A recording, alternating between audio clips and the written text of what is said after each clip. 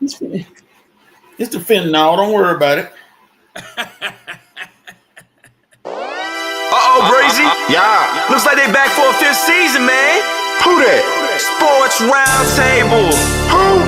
SRT Crew. Whoa. SRT. They got that realness flowing in they DNA. Damn you lame if you ain't tuned to SRT today. HO got that payload when he say so. What you betting on? Don't get mad at me on fantasy. Break up Kyrie LeBron. I be smooth as sports superhero Hancock in the mix. Deal with roll tide forever. Real talk, you know who he gon' pick. See where I be with SRT. Behind the glass, that G-Money. Made with a strong, I never lose. 6-man elite, that's J Smooth. All you other sports radio shows is fake news. Believe it.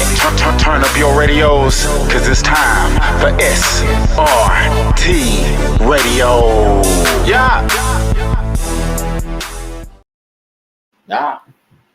Yo, what up? It's Sports Roundtable and Happy New Year Eve on the show. Thanks for tuning in and thanks for bringing your thoughts and prayers to end the show, end the year with us tonight. Come on in. The Sports Roundtable is here to make a smile, to give you a smile on your face before 2026 arrives. I'm your humble host, H.O. from Bankhead, and of course, I got my usual suspects with me. I got Coach in the building. What up, Coach? Look like you got a haircut, Coach. You done made it all the way to the cricket letter, huh? Yes, I was severely attacked, and I had to go and get the rest of my hair shaved off. Oh, okay. I didn't have a choice. You looking fresh though, Coach. You almost look unrecognizable, but thanks for joining us. And down at the bottom, you can catch him. You should have caught him Monday, as DNA Sports is in the house. Mr. Asa Brown, what's going on, bro? Welcome back. Welcome back. We didn't get no pictures from the Christmas dinner, but it's on. If you go to the Facebook page, you can find click on. Yeah. So the mentor that I got up on there, it goes to her page, then you'll see everything. Oh, I saw you got interviewed by somebody that was yeah, okay. So you a superstar. Did you sign autographs? Nah. Oh, you talking about the game? Yeah. Anyway, what's up, H.O.? What's up, Coach? How y'all doing? This ain't about me. Hey, Joe.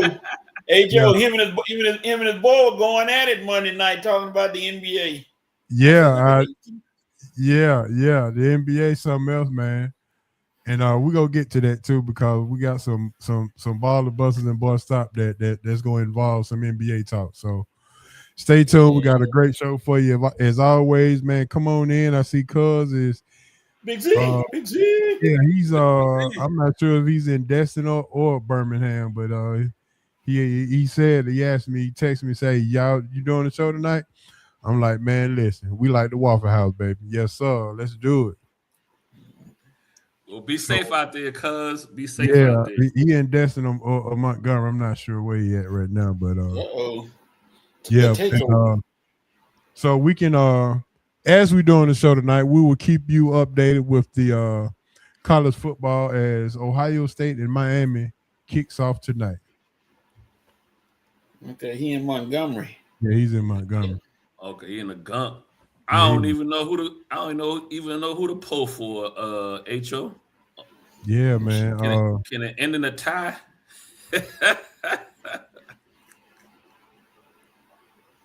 This the Cotton Bowl, right, Coach? Ain't this the Cotton Bowl?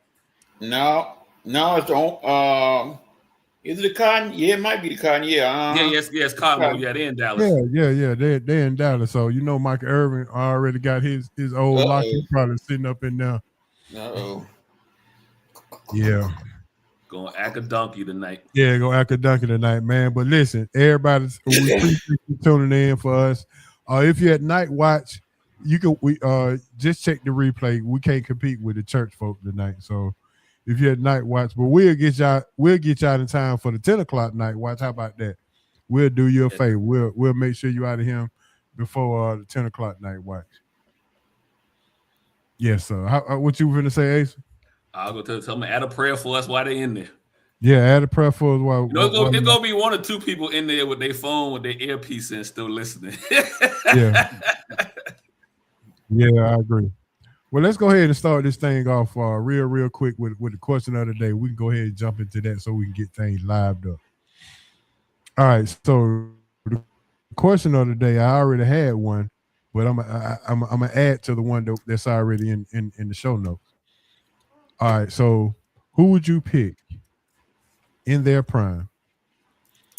Adrian Peterson or Derrick Henry? Ooh. And tell me why. That's a little bit easier than I think people might think it is, but that's a good versus Yeah. team up there. So anybody right now? Anybody? I think I have to go with AP only for one reason. Well, maybe 2, but definitely 1. I think AP got the which I probably could get pushed back on this, but I think AP got the better speed than Derrick Henry. Okay, I can go with that. Coach, what you going with? Or who you going with? Peterson. Peterson was a little more better, more diversified, solid runner. He can run over you too, but he's fast. So Henry gonna try to bull you, but it don't work all the time. But Peterson was a little more shifty. He had some more gears than Henry. Would Peterson be better out of the backfield catching the ball as well? I was going to go there too. I was trying to think. I agree with you all on that, Coach, and I was thinking too. I think Peterson, even though neither one of them really get used that way, definitely not Derrick Henry, but Peterson, when it was time to show his hands, has a good set of hands as well. Now he's showing his hands with a belt. That's a whole different story. That's a whole different story, Coach. You know what I mean? We got to bring up the people. We can't let it go. I'm trying to parental exposition and all that. He doing the new BTA now.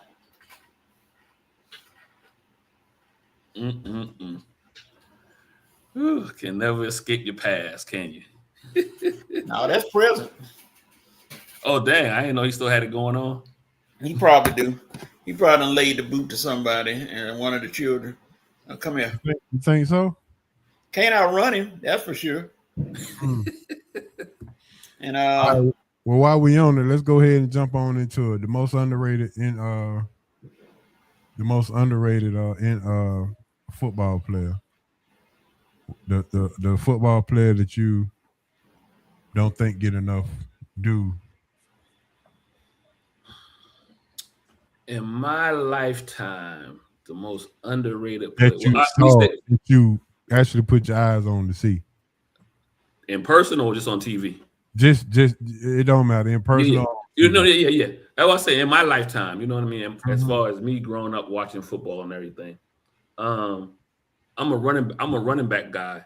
And I still don't think Marshall Faulk get enough credit. Okay, that's a good one.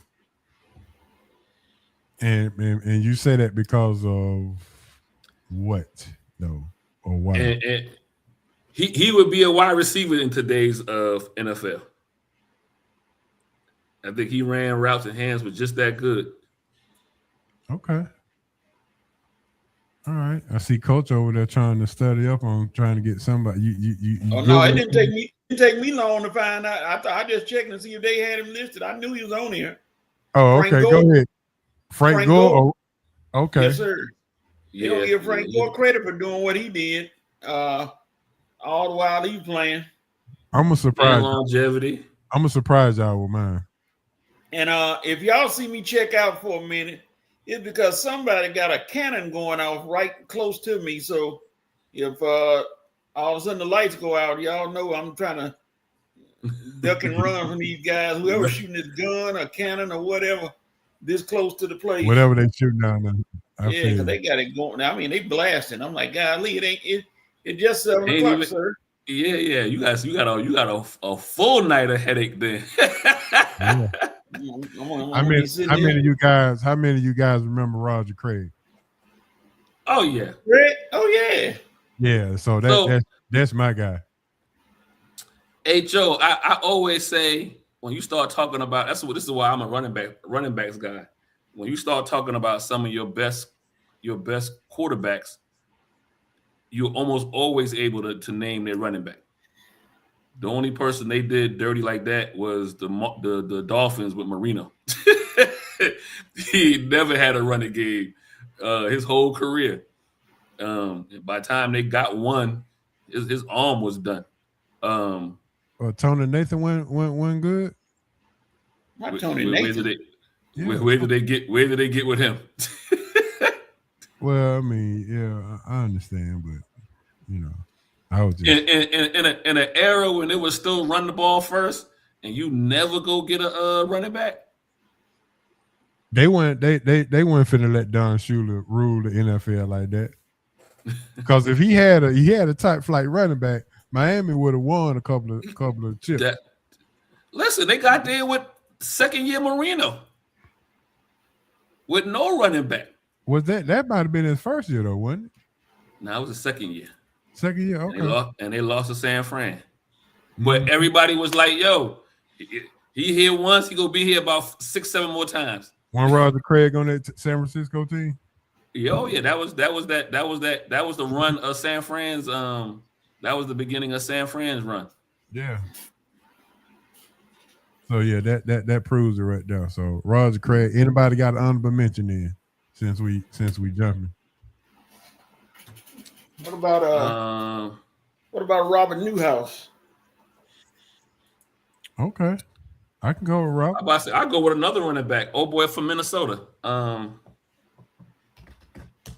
Since we're gonna deal with Adrian Peterson, you talking about the controversy of Chuck Foreman? No, he talking about Robert Smith, I think. Robert Smith, yeah. Oh yeah, from Ohio State, yeah. He's still controversial though. Yeah, Robert Smith. And they had that 1 year where the Falcons beat them. That They had a good team. They had Randy Moss, Robert Smith, Chris Carter, Cunningham, and boy, they had a decent defense too. And let the Falcons beat them of all the teams. And had a Hall of Fame kicker. He just happened to miss. That man had missed in like 3 years. Now, what was the coach name at the time? It wasn't Boyd Grant, was it? No, it was I was gonna call his name. Dennis Allen. No, not Dennis Allen. Or Allen.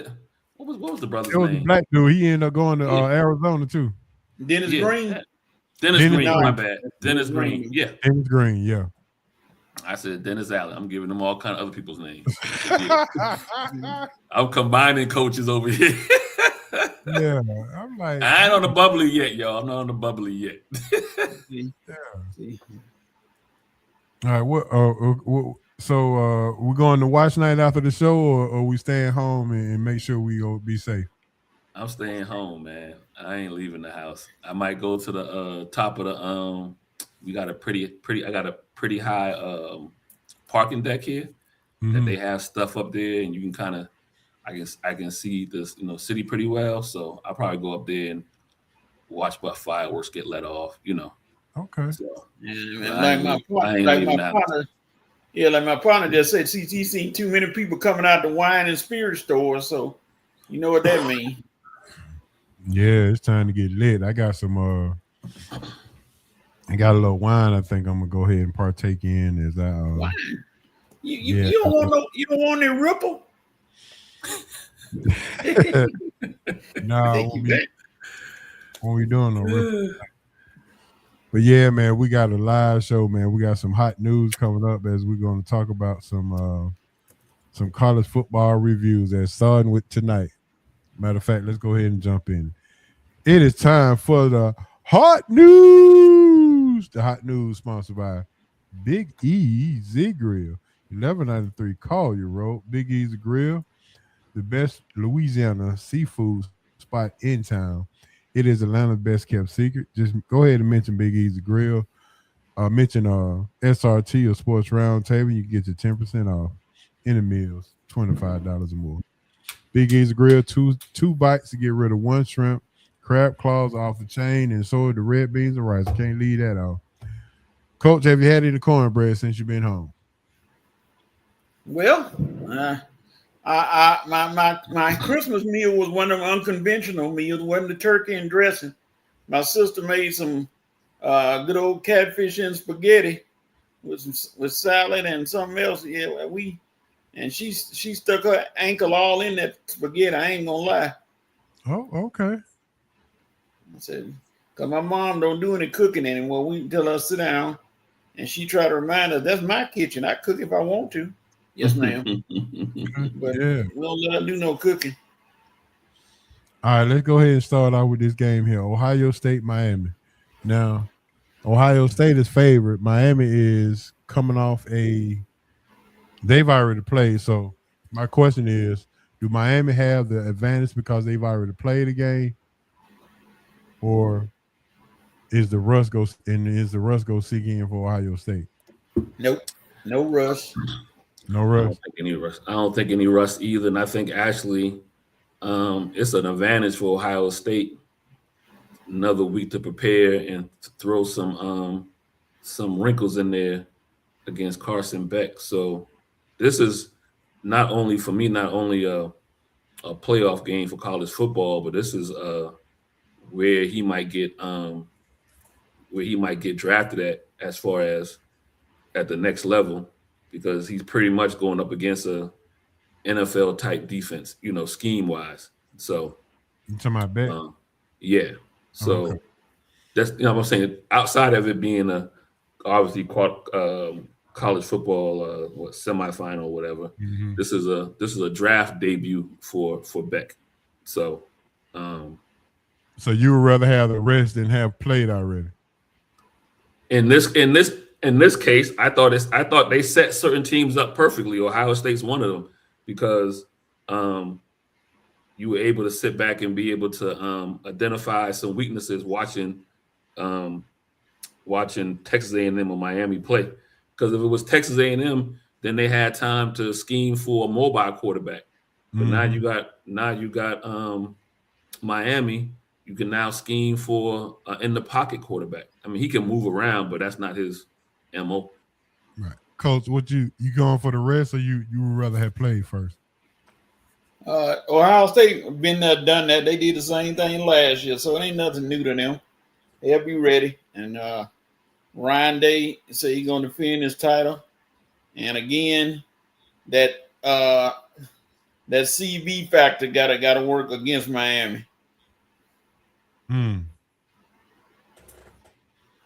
Gotcha.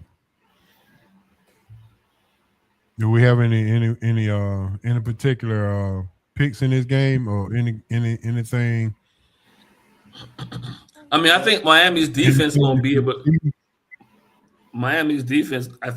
to keep the game close for a while. Listen, they won against Texas A&M 10-3. So actually, this is the quarterfinal, not the semifinals. The quarterfinal. I mean, quarterfinal. Yeah. So, it tells me all I need to know about Miami's defense, which I think everybody would agree they've been, a top tier defense. So I feel like this is going to wind up being a game similar to the Texas Ohio State game, the first game of the season. Okay. And I think Ohio State might probably win like 21-10, something like that. Yeah. One factor that Miami going to have to key on that nobody's talking about is the man with the famous name for Ohio State, the running back, Bo Jackson. He gonna make some noise tonight. He gonna be real quiet, like he gonna keep those drives going, and they gonna have to watch him because he gonna do some damage. Because I know everybody keying on Smith and Tate and all those guys, but that running game gonna get going, and we're gonna see how Miami can handle it. Now, if you had to put some fruit cups on this, Ohio State is a 7.5 point favorite. Which way would you go with this game? Coach, I I'm sorry. go 7.5. You give up They the gonna 7.5? Yep. They're gonna win by 11. Like I said, 21-10, something like that. They'll score late. It'll be a close game, but they'll score late, and that's about right. Now, does neutral site games really matter after you played in certain conferences? Like Ohio State didn't have to really travel far because their Big Ten schedule is kind of right there. Miami in the ACC, they didn't have to travel far as well. They don't leave the state of Florida this year. I don't think they left the state of Florida, but twice. Yeah. So does playing in the conference and not having to travel, does it affect you? Because now this is some teams' first time traveling as far as they have to travel. So now you got the game plan, the travel schedule, being that this is a quarterfinals, you got to travel all the way to Dallas, get it set up a couple of days, and then go through your routine as far as this. This is unlike the regular season where you already been to certain places and you so close. You like a bus ride away. But now you on the airplane flying. Miami has to fly the farthest. So could that have an effect on how this game will play out? I'm going to agree with Coach. Coach said it a few minutes ago. Listen, Ohio State went through this last year. So it was very few guys, there are some guys who weren't there last year, you would assume, but there's enough guys from last year that are here this year that can, be able to catch the newbies up quite quickly. And as far as the coaching staff, yeah, they're used to this, right? They did it last year. They went through the gauntlet last year, and they had more pressure, in my opinion, last year because they lost to Michigan. So it was almost national championship or bust for Ryan Day last year. So with that scenario, as far as how you talking, whether neutral site, that's advantage Ohio State. The experience wins in that one, huh? Coaching wise and player wise. Okay. Who has the most pressure in this game? Which coach has the most pressure? Miami. Ryan Day. You think it's Ryan Day, Coach? Man, Miami playing with house money. Nobody expect them to do anything. They playing with house money. They got a lot of pressure on the defending champs. I think it's the opposite. I think Ryan Day's a made man now. And so because, again, last year, you got to remember, I think the pressure was on him last year, especially losing to Michigan. That was basically a graduating class that had not beat Michigan or, close to it. And so, like I said before, to me, last year for Ryan Day was national championship or bust. And it still was talked as if he won national championship coming into this year. He still needed to beat Michigan this year, or he might have been out the door with the national championship under his belt. That's why I feel like now, winning the national championship, beating Michigan this year, he a made man. He's good. I think Cristobal and Miami are still under all the kind of pressure. And he's in I spent all this money on Beck. Okay, you beat Texas A&M last week, but I think most people would not be, it is win in advance, right? But I don't think nobody left that game saying, oh my goodness, Miami's a world stopper. They do it again this week. So I think, to me, more pressure's on Beck, who took the transfer from Georgia, took the money, and you got Cristobal, who I think seats has been warm the whole season down in Miami. Yeah. We said last week, Beck is the reason why the NIL money for quarterbacks is at $5 million now, because he took a $4 million pay for this year. He messing up the algorithm. So yeah, there it is. All right. Into other news about the college football. Texas beat Michigan 41-27. Arch Manning. Let me pull up his stats real quick. He's already staying in school, so this ain't gonna affect anything. He's already said he's returned. He had 2 touchdowns, 221 yards passing. Had 2 rushing touchdowns. The longest one is 60 yards. Michigan didn't look so well. Bryce Underwood, 3 interceptions, 2 touchdowns. Fellas, did y'all check this game out? Or I know Coach probably checked it out. Underwood was all over the place. But he had young. He got youth on his side. He a young boy, so he'll recover. Do you look for him to get in the transfer portal or what? Nah, he ain't going nowhere. But he has to honor his NIL money. Neil, yeah, you gotta keep that Neil. Mm-hmm. Coach? What was your thoughts on Arch Manning play today? Does he look like he getting better? Getting better, okay. Mm-hmm.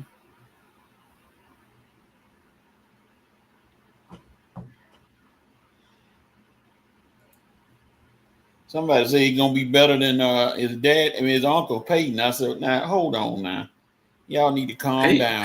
Peyton or Eli, and I can see him being better than Eli. Somebody said Peyton. I said, come on, y'all. I'm with you. That's a long stretch being better than Peyton. Mm-hmm. Utah finished off Nebraska today, 44-22, and Iowa beat Vanderbilt. So Vanderbilt, I guess you didn't show up. You didn't need to go. Pavia, let me see how Pavia did since he doing all that talking about the Heisman. He threw surprised. Okay. I was surprised you being humble, Ho. About what? I would have thought you would have started off the bowl games with your alum, with your favorite team. Oh well, nah, yeah, they look, they had my blood pressure up over here for a minute. So, they holding the ACC down. They won the ACC championship. Now they winning the bowl game. Yeah, I'm a basketball fan. I'm too much. You gotta take it all. You gotta take it all. Ain't no, ain't that right, Coach? You gotta take it all. They beat Arizona State. Yeah, I'm okay. Yeah, it's all right. I'm having fun, but I didn't even watch the game, so that just goes to show. The Packers claim Trayvon Diggs. I guess that could help them going down the stretch, huh? Now they got 2 Cowboys on the team. Well, one of them ain't playing, so one of them ain't playing. So I guess he saw the success they was having over there in Green Bay. He decided to sign with them. So, but it gives Green Bay an extra DB for the playoffs. Yeah, it does. But Texas Tech and Oregon at 12:00 tomorrow. Fellas, what y'all say about that game? I think Texas Tech gonna punch Oregon dead in the mouth. Okay. And do it consistently. Is it because of the defense that Texas Tech done paid for, or you think their offense can handle? I'm gonna say thank you, Coach, for peeping us in on Monday. So I'm gonna say something that you probably heard on Monday. I think Texas Tech is that team that's built. Indiana showed it. I shouldn't say. Oregon has shown me throughout the years, even though since Dan Lanning got there, he has beefed up the D line and the O line. But to me, they still somewhat of a. I don't want to call no team soft because that's the wrong. I think I used that Monday. That's the wrong word. But they aren't as physical as you would like them to be, and I think that's part of the reason why the coach talks so much. I'm gonna call it trash, but I think he's trying to embody them, of that SEC spirit in the trenches, being physical, be the baddest thing on the block, and I just don't think that attitude carries out there in the great Northwest. So, and if you go back and look at a lot of Oregon's games, especially when we had the BCS format, they run through the Pac-12, and then you get a whole month to sit there. Power minimizes speed, and that's what they would run into when they would wind up playing a Big Ten or SEC team in the BCS Bowl. They just wasn't physical enough in the trenches. And I don't, as much as Lanning might be out there trying to change that culture, it ain't in the water out there in the Pacific Northwest. Understood. I got you. Coach, what you think about that game at 12 o'clock at least? Show me how Texas Tech built their defense this year, or the games they played. Other than BYU, where's your test? Look at their schedule. Good Other point. than BYU, where's your big test? Where's Oregon's test? The one they got their heads handed to them at home. But I understand that, but they talk more about Texas Tech defense than anything. Texas Tech hadn't seen a quarterback like Dante Moore. So, Well, they beat a 10+. They beat a 10+ win team and BYU twice handily. BYU overrated. They all right. They overrated to me with the Bear. They sit up there eating Pop-Tarts. They Texas Tech has a 1,000-yard rusher. Huh? I see you got something against the Texas Mormons, Tech has a Coach? 1,000-yard. Yeah, Texas Tech got a 1,000-yard rusher and an 800-yard receiver.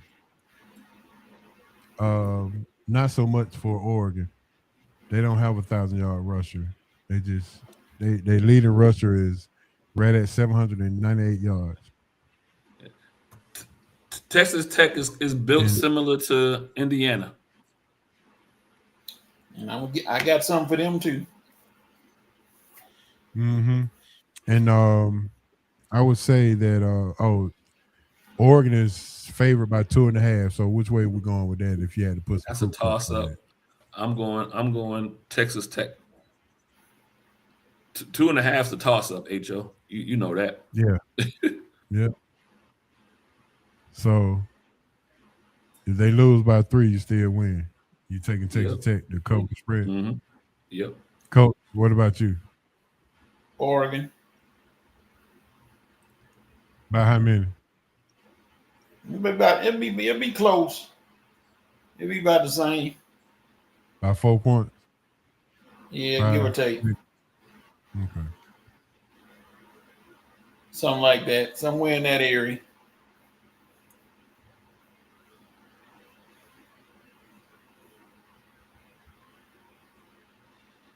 All right, then we got Alabama, Indiana at 4 o'clock tomorrow. What you got? Ooh. In Indiana and Georgia, thank you for coming. We enjoyed you. Indiana is a 7-point favorite, fellas. Yeah, that's absolutely ridiculous. They're gonna lose. And I'm gonna tell you why. Not because everybody, I heard some people saying Mendoza overrated.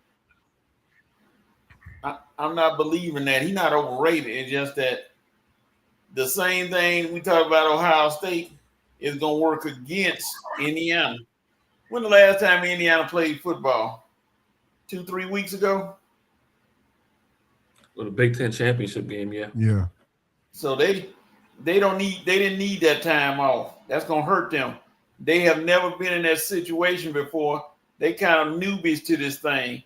And I think that's going to work against them. And Alabama had a great comeback and been playing. They beat Oklahoma like they did. Alabama's experience in this thing is going to beat Indiana. I'm sorry, Indiana going to get snuck, and they're going to be out. And everybody going to be talking about, yes, they're one of the better 13-1 teams in the country. Yeah, but that one, they're going to be gone. And because looking at Mendoza. Coach, to your point, Coach. Yeah, to your point, Coach, I was going to say Mendoza got 33 touchdown passes, right? I think so. 5 of them has only 5 of his touchdown passes has come against top 25 talent. And all 6 of his interceptions has come against the same top 25. So the rest of his touchdowns were against inferior competition, to say the least. That's right. Jonesboro Tech, Little Right. Sisters of the Worthless Miracle. So now, team. so when he faces a top 25 team, his stats don't look like they do against an inferior team.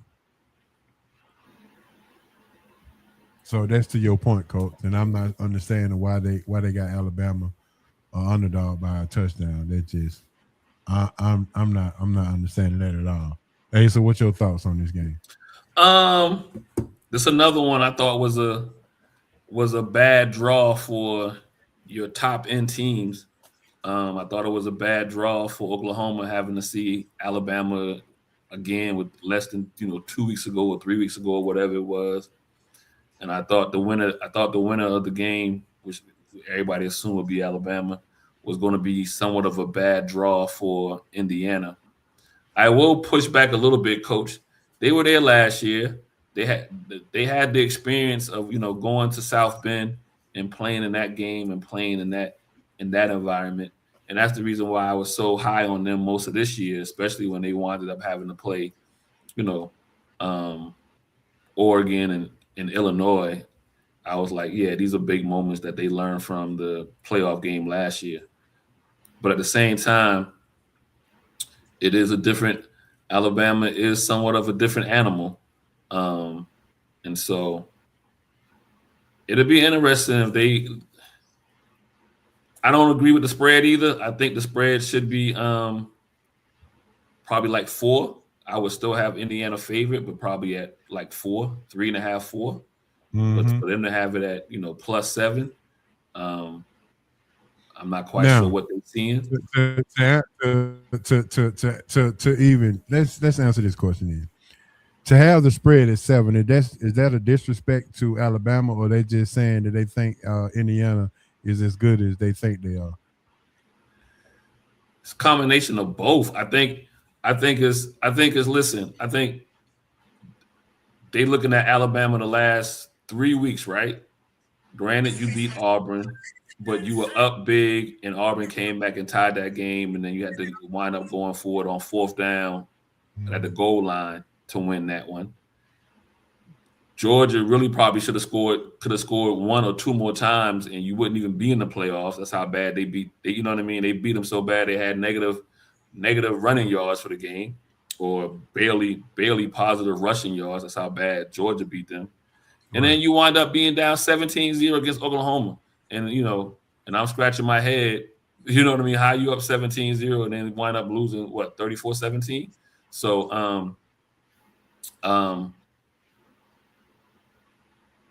I guess the what they're saying is Indiana is more closer to Georgia's talent than they are to Oklahoma and Auburn.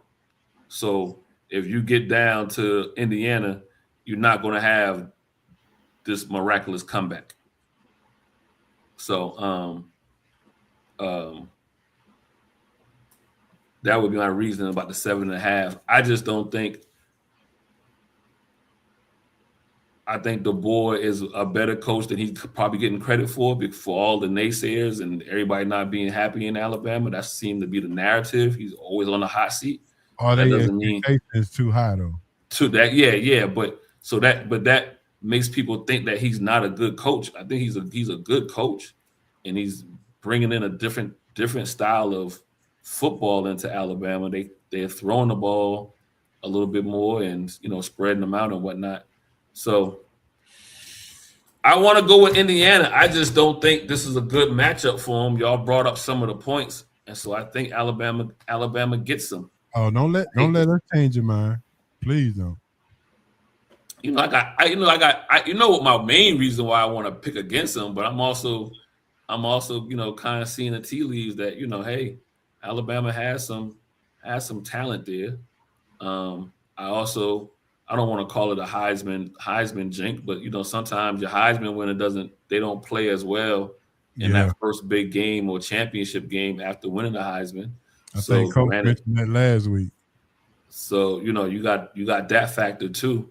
People come out and want to prove that we can play against a Heisman winner. So So, or he trying to prove the reason why he won the Heisman and does stuff that is, out of his character that they did for the year. So, a lot of things to me is pointing toward, in my opinion, would be pointing toward Alabama. I wouldn't have had the spread that high. Like I said, I wouldn't have had a problem with Indiana being a 3.5, 4 points favorite, but had them at a 7.5, I think that's a little bit too much dip on the chip. Yeah, understood. And tomorrow, last game of the night, Ole Miss versus Georgia. Since you down in Mississippi, Coach, what you got on that game, and how's the town down there in Mississippi, and getting prepared for the game? Yeah. A lot of people are saying that Trinidad Chambers is the most dangerous quarterback left out of all the teams. And if people understand, when they played Georgia, they were leading for most of the whole game. And then they fizzled at the end, and Georgia came back on. So this ain't a wash by any means for Georgia. They're just going to come in there and just take over. So, what's his name? Ole Miss got something to say, and I know everybody's saying, well, Ole Miss can't win without Lane Kiffin. Well, hey, they got nothing to lose then. Again, that's another team playing with house money. Like I said, Lane Kiffin ain't there. Georgia going to bust them up. But, hey, be careful.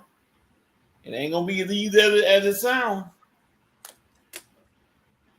I can agree with that. Asa, what you got? Well, I'm batting 0-0-0 with these rematches. I kind of picked Alabama to beat Oklahoma, but then when I seen the 17-0, I thought, oh, let me switch. But I had Tulane was my upset. Really was my upset for the first set of playoff games, and they came in and Mississippi handled with no problem. Mm-hmm. To Coach's point, that was a back and forth game, kind of like somewhat of a shootout, but Mississippi was really up in control in that, and Georgia did to Mississippi what they did to Auburn too. Got down early and then roared back. I do think they had the talent to obviously to beat Tulane. I think now that you have even talent on both sides, now it's coaching, and we don't know what their intern coach is capable of. So advantage Georgia. So I'll go Georgia over Mississippi again. All right, so this is my question though. Could Georgia be overlooking Ole Miss because Lane Kiffin is not there? Nah, I don't think so. Yep. I think you think so, Coach? I think the way Ole Miss beat Tulane, and like I said, I don't think I was the only one. I mean, I know they had a pretty big spread, but I think a lot of people had that game circled to see how they would respond without having Lane, and to go up there and put 41 on Tulane. Tulane is right up the street. I don't think there's no overlooking Mississippi. You don't think so? No. Coach, why you say they can overlook them? I just playing. He ain't overlook no team. Yeah, I don't see him. We've been doing it for a minute. He ain't overlook nobody.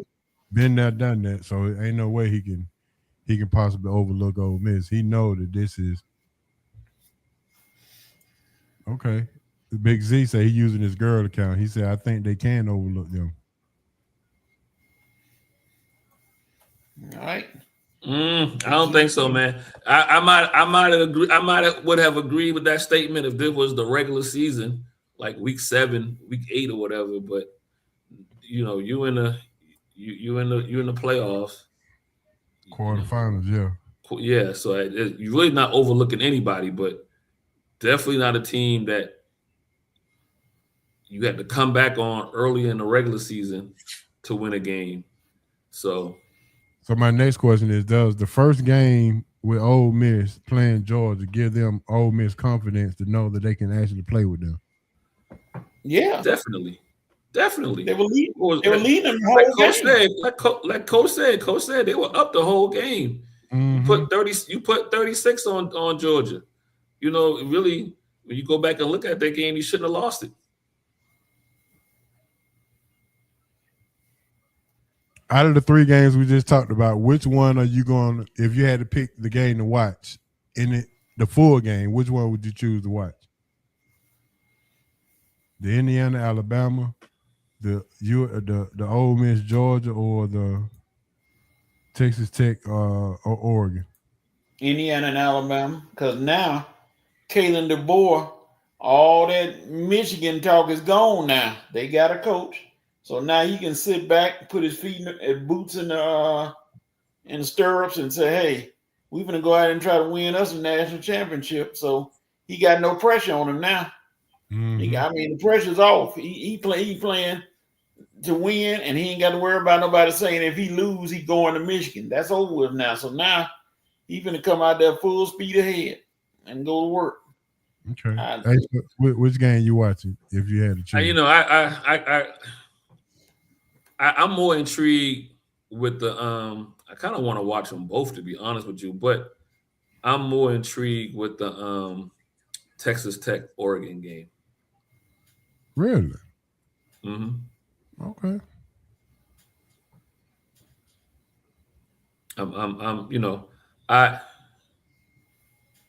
Plus I don't want to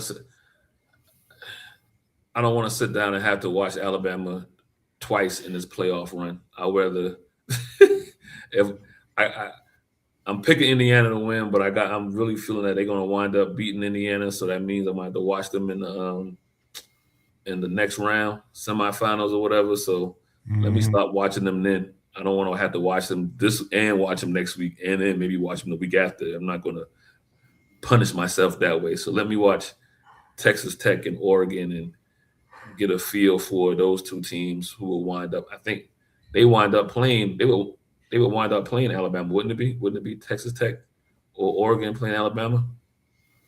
I have to look at the bracket. Yeah. But yeah, I'm more intrigued with the Texas Tech Oregon.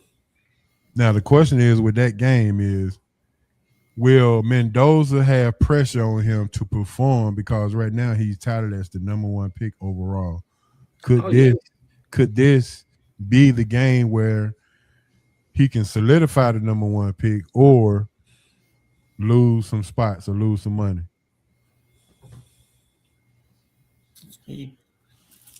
Part 1 of that question, yeah, the pressure's on him. We talked about that earlier, right?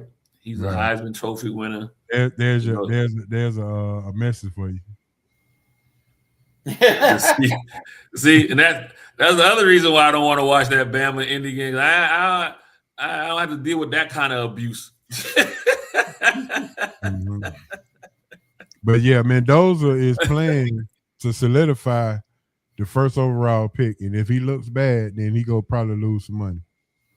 Oh yeah, him, Beck, yeah. No, I'm with you. The pressure is on him, right? Like you said, he's a Heisman winner. Does he go out there and want to prove that he is the Heisman winner? Yeah, he's trying to back up the Heisman talk and the Heisman. Yeah. And you also get.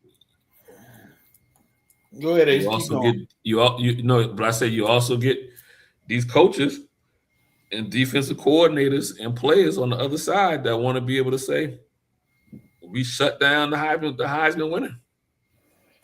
Yeah, they want that notch in their belt as well. That's going to be on the bulletin board for Alabama for sure. Yep.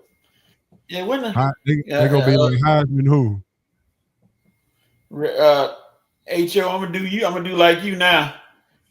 Trivia question: who the last Heisman Trophy winner to win national championship? Oh, shit. No Google. In Texas. No Google. No. It wasn't Vince Young? No. If I give you a hint, no, my bad. He didn't win that Heisman. That was Reggie won that Heisman, right? That year. Yeah, but Reggie said they were supposed to give it to Vince, and you know how they go. My bad. So the last Heisman Trophy winner to win a national championship. Hold on, folks. Let me think. Was it Troy Smith? Nope. I'll give you a hint, but it'd be giving it away. It was down in Alabama, right? Was it no, did Hurts win it? Did he win that year or did he get he won, but he wasn't the last one. He wasn't the last one, okay. So I got half right. I got a little. I don't get a complete F, huh? Nope, wasn't Charlie Ward. Nope.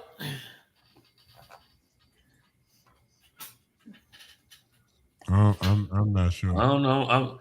I stopped at Hurts. Yeah. Joe Burrow. Oh, that's right. They lit up Clemson. Yep. Joe Burrow, the lad. Yeah. Old Joe. Good one, Coach. You put one out the hat for me. Yes, I learned from you to trivialize and keep going and say, okay, Yeah. I can get one. Find some and bring it to the table, huh? Yep. There it is. Them games that year, especially that LSU Alabama game that year, man, you had about half the first round was in that game. Yeah. I think it was more first round draft pick from that game than the Alabama Miami game in '91. Or was it too close to call? If whoever it was the '92 game in Alabama and Miami in '92. Miami in the Sugar Bowl, yeah. Yeah. Now I think that LSU Alabama game had them. I mean, when you start, and the other part of that is too, before we get to the next thing, everybody out of that game is producing right now. Only person that might not really be producing is the running back from LSU, Algier. Mm-hmm. But everybody else is on the man on their team.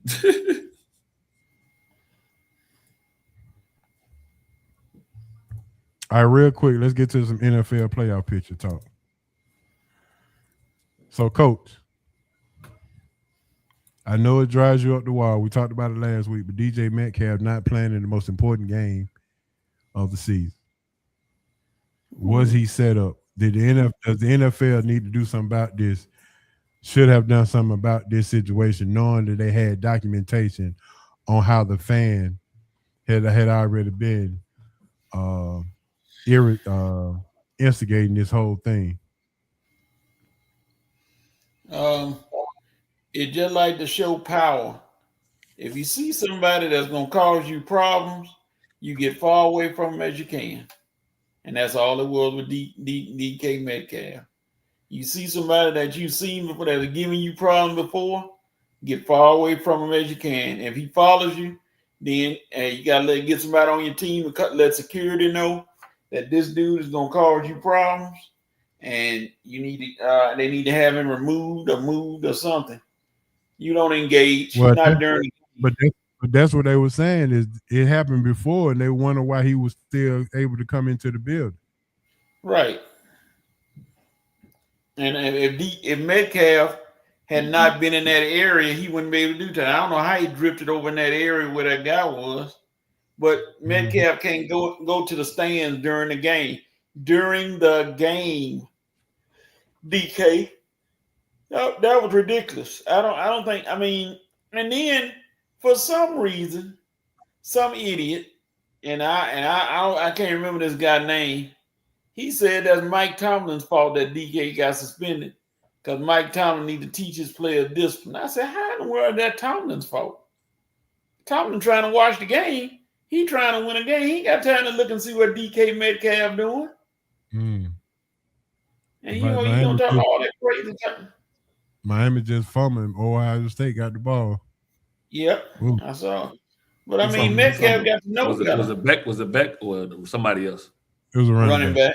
Oh, okay, okay. DK got to know better. And I'm with you, Coach.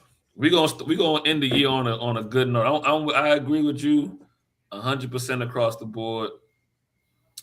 Now I will say this about the Steelers though. Y'all seem to love these wide receivers who don't seem to be screwed too tight to begin with.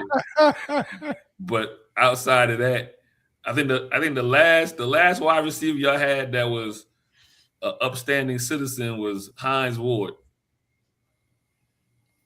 Everybody since then has been a headache.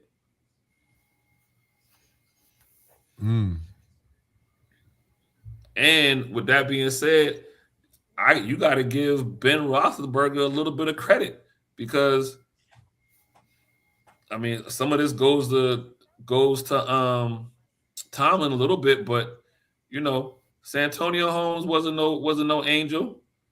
Who else y'all had that year? Brown. And yeah, I mean, you go through some of the wide receivers that Ben had to deal with. Surprised some of this didn't happen earlier, but Martavius Bryant headache. But the question is, the thing about it is, did they perform on the field? Yes. No, correct. No, I'm with you. That's why I'm saying as much as we want to give Tomlin some credit, and I'm all for giving him credit, I feel like the one thing y'all been lacking is that leadership at the quarterback position to maybe keep some of these guys, you know what I mean, in line. I'm not trying to blame Tomlin. I agree with you. He's focusing on a game, right? He's coaching. He's the defensive guy as well. But you know, if you had a strong was the quarterback, DK wouldn't have did that. Is what you're saying? Is who? If Ben was the quarterback, DK probably wouldn't have went over there. Correct. No, I disagree because Metcalf did that on his own. Nobody was paying attention to him when he did that. He had drifted over in that area by himself. Everybody else trying to watch the game. They're I'm with you. I think the right kind of quarterback. This ain't leadership in that aspect has never been an Aaron Rodgers attribute. And so you know, you look at other quarterbacks when they're not, you know, obviously on the field or whatever, a lot of times they are interacting with their guys, not just the coaches, but also with their main guys to say, you know, so because you got a quarterback who's not tuned into the team properly as well. And I'm not trying to say DK Metcalf is not to blame. I'm just saying I just don't think the personalities and the leadership is there for the Steelers at this moment. I tell you what, though, if by some hook or crook the Steelers win Sunday against the Ravens, they're going to unleash DK Metcalf going to unleash on the AFC. I think they're gonna go crazy and win some game. The only team I'm scared of on another subject, the only team I'm scared of in the AFC right now, doggone Houston Texans. Yeah, I was gonna say they got some defense for you. That's another animal right there. That's a whole nother animal. And they have hit their stride at the right time. Yep. And all right, breaking news.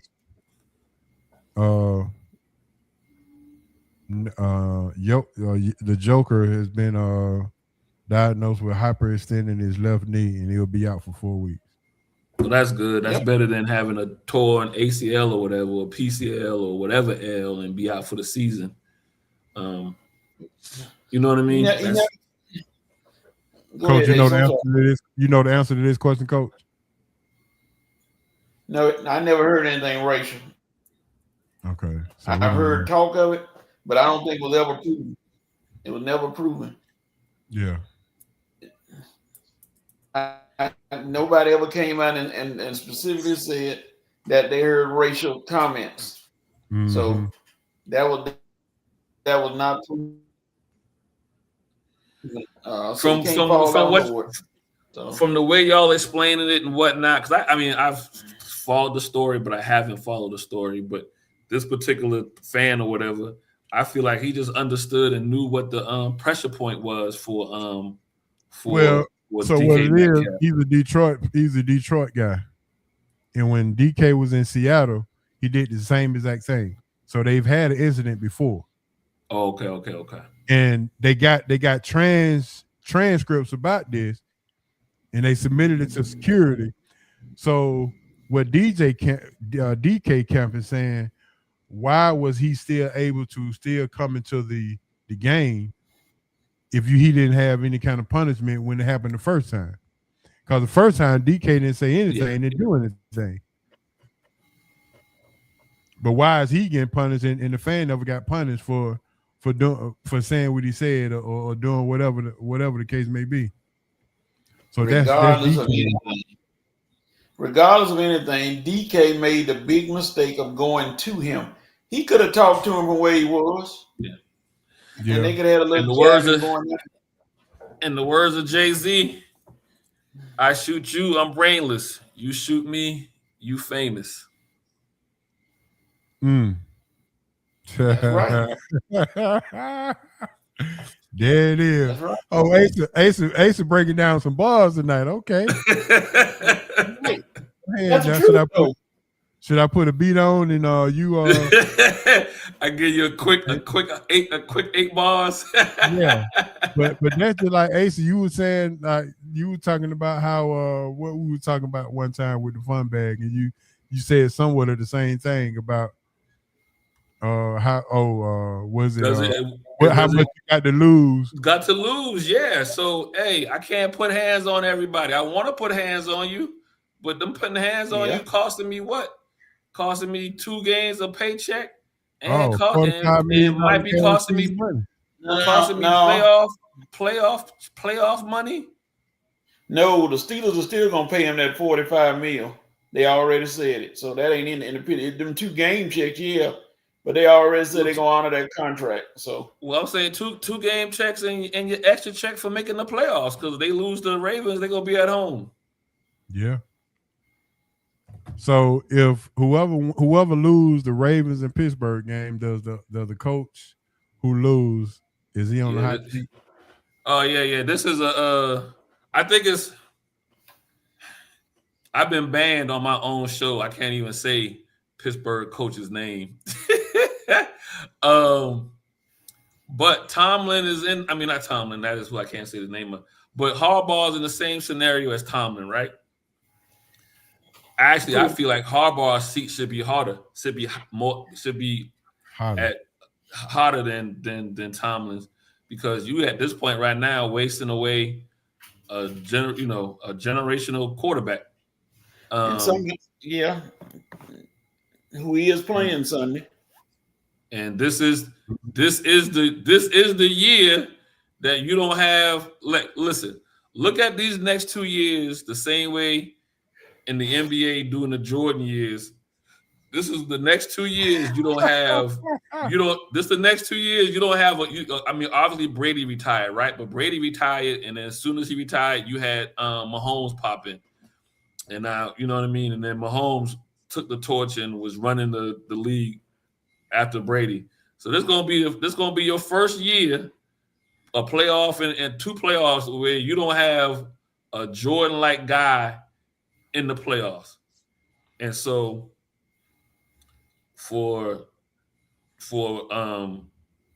Lamar, for Allen, the reason why you said you couldn't make the Super Bowl because you couldn't beat Mahomes, this is your chance. Which one of you are Patrick Ewing and Akeem Olajuwon? Which you know what I mean? Which one of you couldn't get out the East because of Jordan, and now Jordan's not there, and you got a chance to make the finals? But they showed the records. They said Harbaugh in 18 years has a 612 winning percentage, and Tomlin in his 20 has a 624 winning percentage. So you're looking at apples and oranges, and both have won 1 Super Bowl. Here's where I will give Pittsburgh and Baltimore a little bit of grace, is because we know a couple of those playoff losses, we found out later on New England was cheap. So, but I'll put more pressure on Harbaugh, because you've had Lamar for what, almost 10 years now? 8 for sure, I think. Mm-hmm. And you've had a number 1 seed. You've had the AFC Championship at home. You know what I mean? You had all these things, and you haven't made a Super Bowl with Lamar. At least Tomlin can say, I haven't had a quarterback since Big Ben. I've been out here with the likes of Fields and washed up. I hate to use the word washed up. An older version of Russell, and shoot, what's old boy you had for? What's his name? What's the guy you had? Rudolph. Which one of them reindeers you had for a quarterback? Coach know his name. So I mean, Rudolph. Mm-hmm. So to me, really, the Heat, this game here, if the Ravens somehow lose this game and don't make the playoffs, I do think it's I do think Harbaugh's out of there. You think he's gonna be out of there or just the seat hot? No, he got to be out of there. Somebody got to go. Either gonna be Harbaugh or it's going to be Lamar. And I don't think they got the. I don't think ownership got the gonads to trade Lamar. Yeah, agreed. So Harbaugh will be gone. Understood. All right, well, answer this question for Cuz then. Nope. Man. No, he was until he came here to Atlanta and went to the city. Yeah, three interceptions. Yeah, he lost his MVP. He lost his unanimous MVP. If they had came back and won that game, I would say he was still the MVP. You know how you win a game after having that kind of a bad game, but MVP moment, because you lost it. Now, what I don't like about this HO is they giving Drake May all this praise. Where was the praise for Jaden Daniels when he took Washington to the first NFC Championship game in 20 some odd years? Mm-hmm. And I think the records. I think Washington that year was 12-5. I think New England's going to be 13-4. When it's all said and done. Yeah. So you one game better, but you talking about Drake May going to win the MVP, and you've had one of the weakest schedules in the league. Well, anybody that's had a weaker schedule has been San Fran. Mm-hmm. Well, all of what the playoff got going on right now, who don't you want to see in the playoffs? Houston.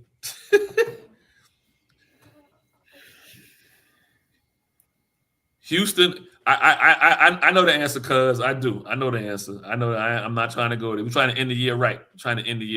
You know what I mean? We're going to end the year on a positive note. Houston 1, Jacksonville 2.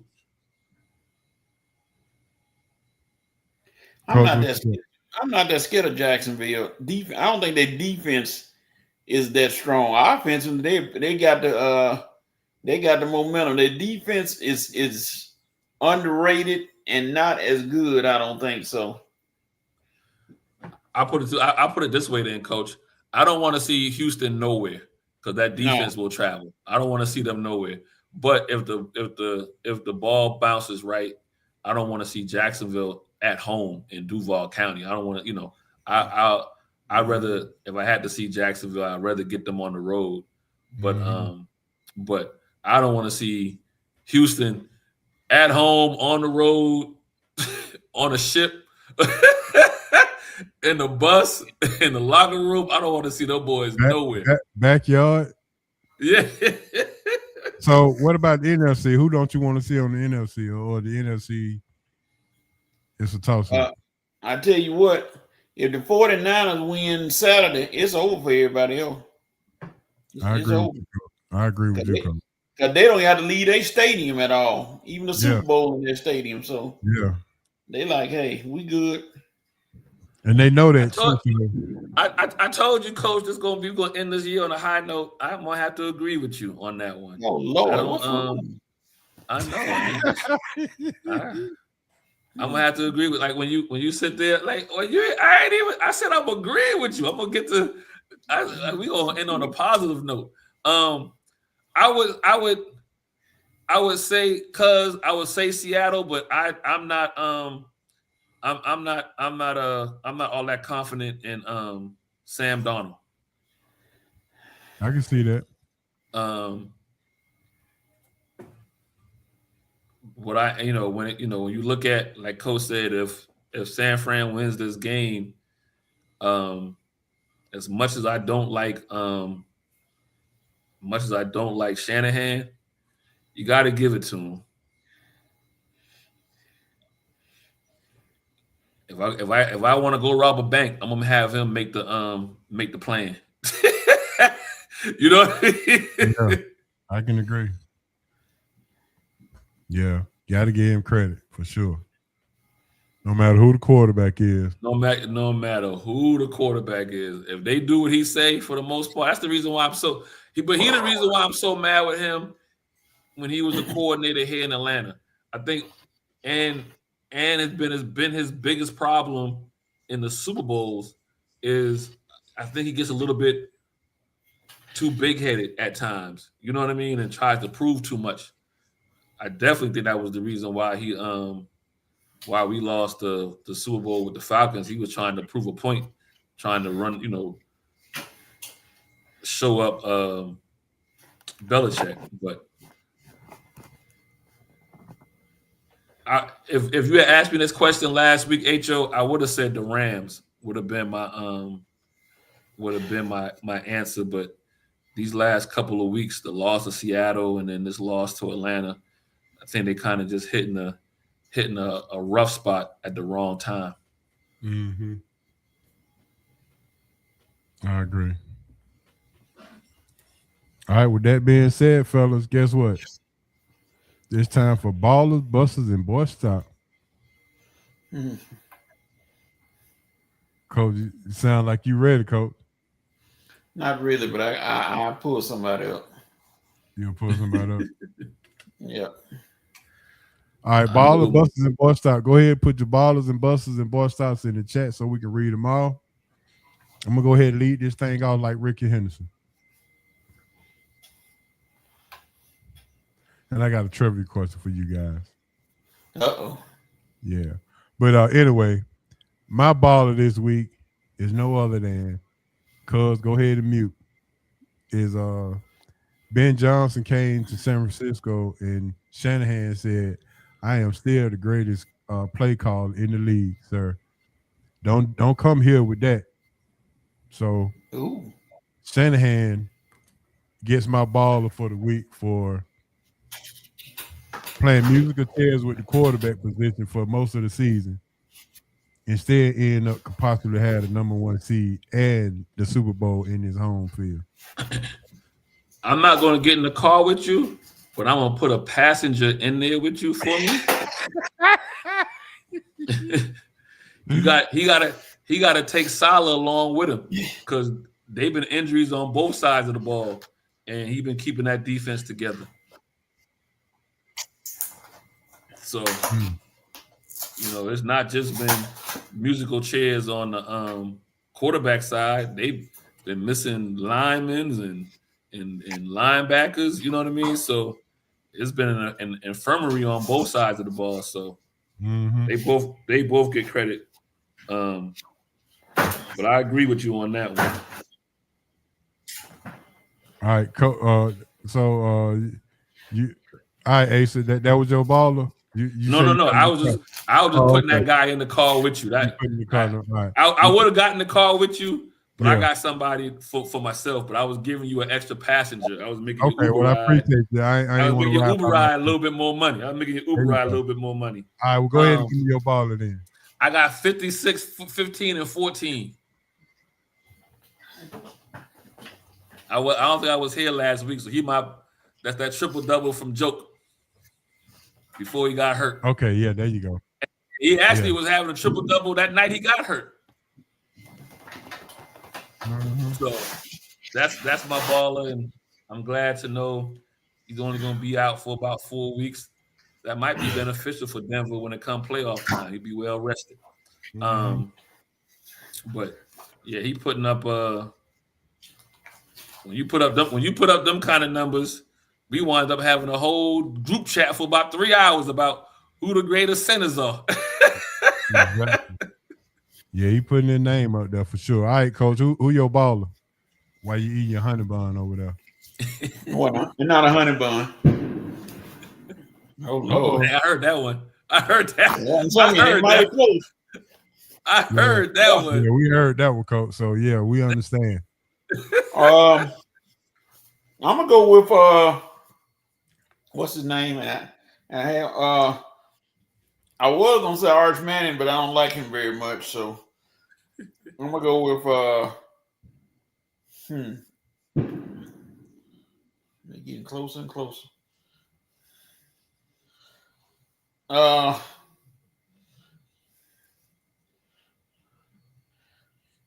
Who do I got?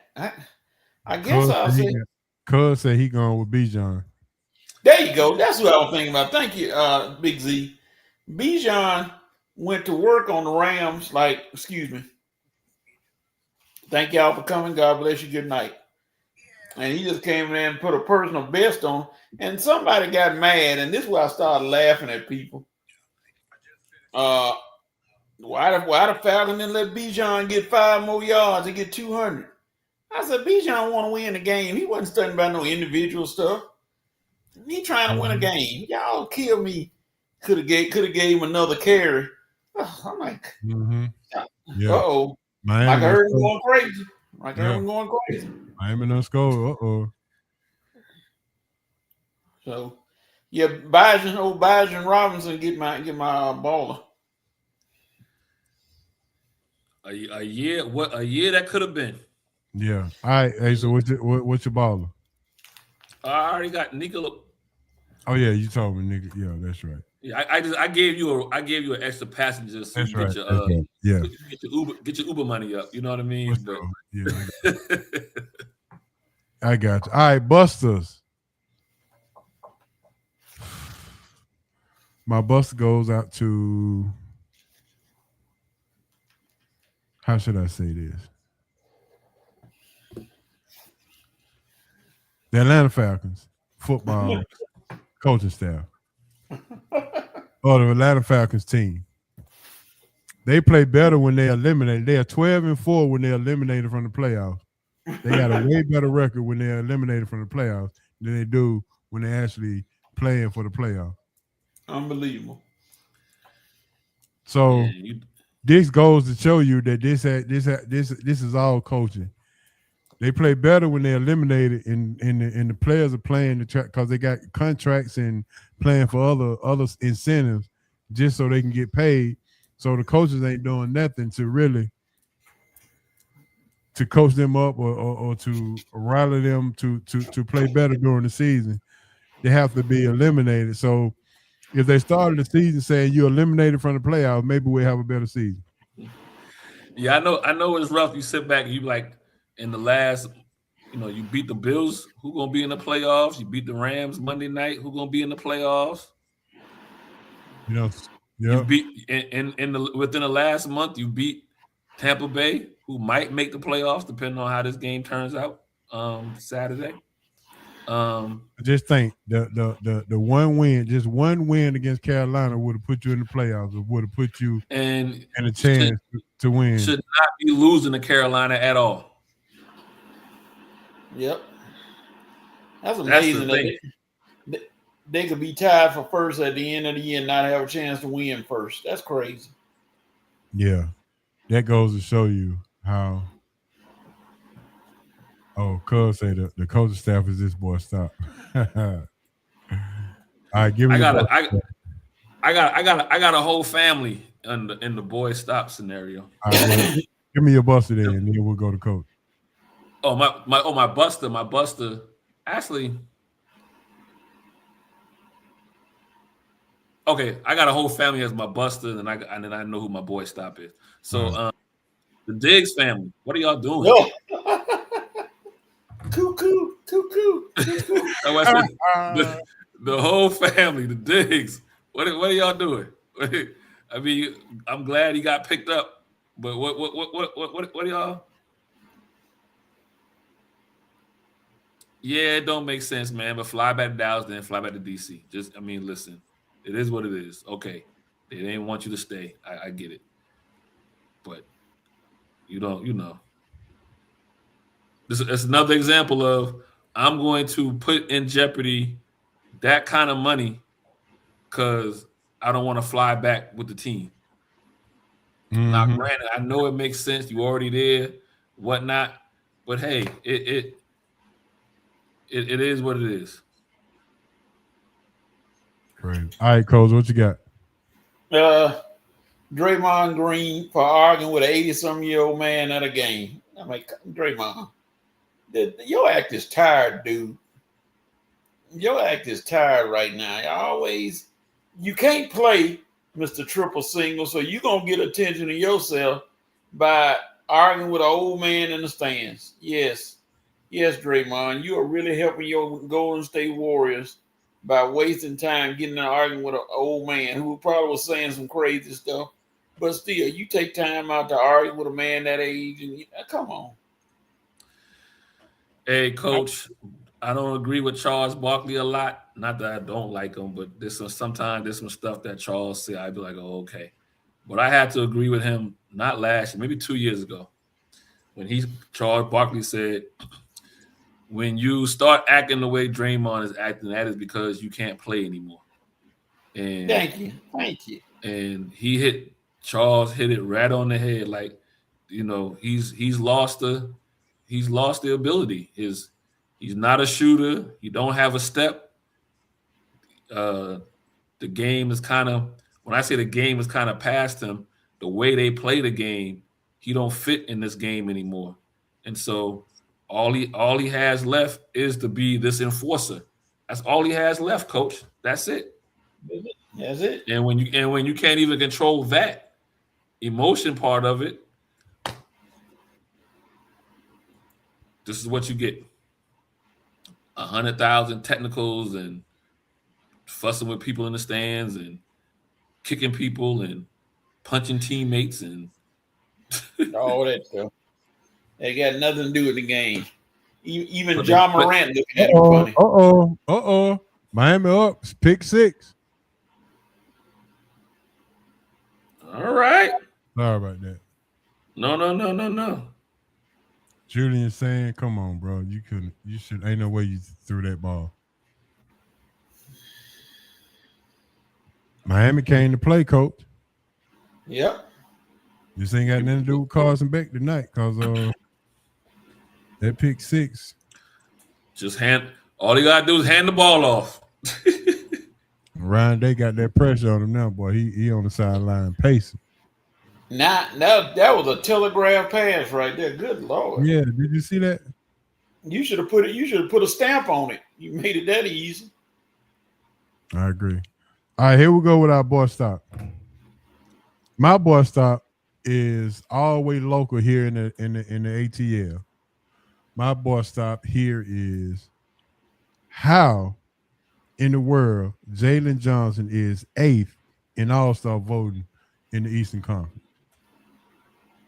Now that's a boy stop if I ain't never had one. I don't think anybody can name me 7 players that's been playing better than Jalen Johnson this year at that position. If you have, I'm listening. Yeah, that's what I thought. Yeah, ain't nobody playing better than this kid, man, at that position. Whether he playing a small forward or power forward, there's no small forward or power forward. There's 7 players better than him as far as voting wise is playing this good. I don't understand what's going on with this. That's crazy. Even if it's fan voting that's got him ranked, the NBA ought to do something about that and just pull a card and say that's crazy. I'm gonna ask you one question. How many national televised games have Atlanta had? 3, 4. I don't think it's that many.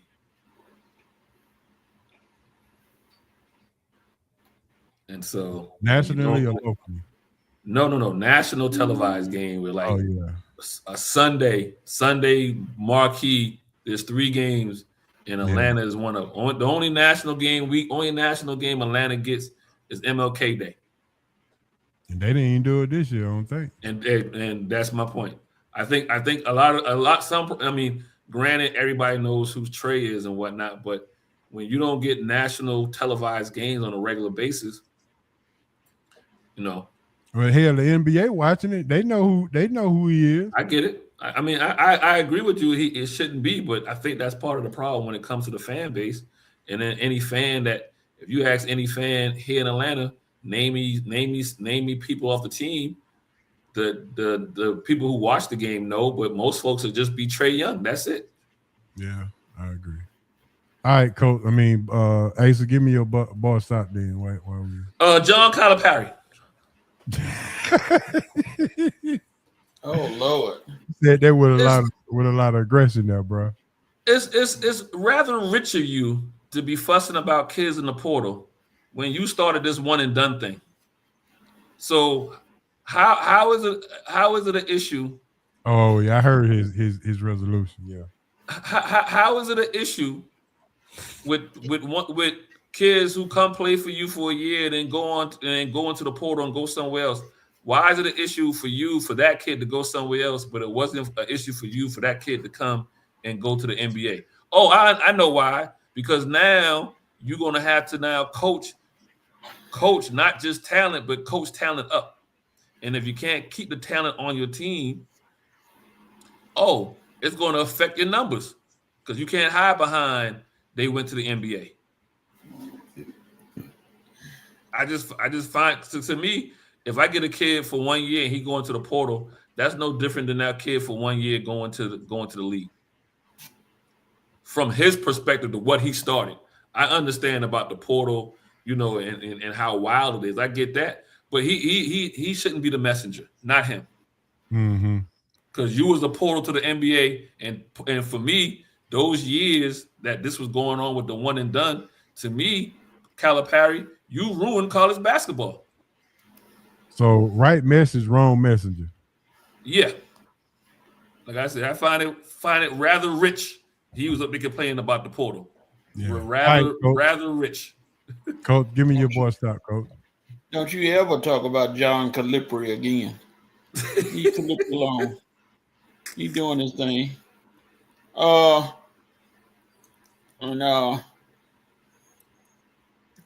boy stop goes to.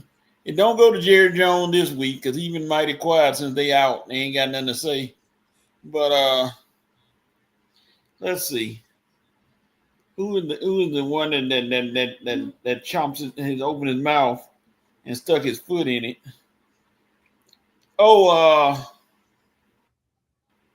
Joe Burrow. Joe, all that complaining you doing, but who are you gonna blame? They gave you what you wanted.